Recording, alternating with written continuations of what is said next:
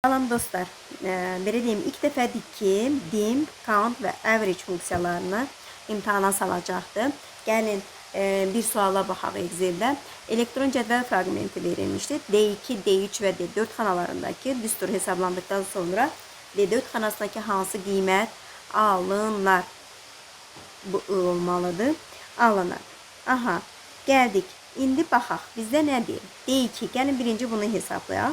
Count nədir? Say olarak bildirir. Count say olarak bildirir. Gələcək birinci hesablayacaq. A1'dən C2'yə qədər. Yəni burada neçə dənə belə deyim ki, ədəd var. Onların sayın. 1, 2, 3, 4, 5, 6. Bu oldu 6. Average A3'dən C3'ə qədər. Yəni average nədir? Ədədi ortanın tapılmasıdır. Toplayıb sayına böləcək. 3 ilə 12 15, 15 ilə də 15 30. Sayda olaraq 3 dənədir. 30'u da 3'ə böləndə neçə düşür? 10. Və burada da nədir? Summa D2'dən D3'ə qədər.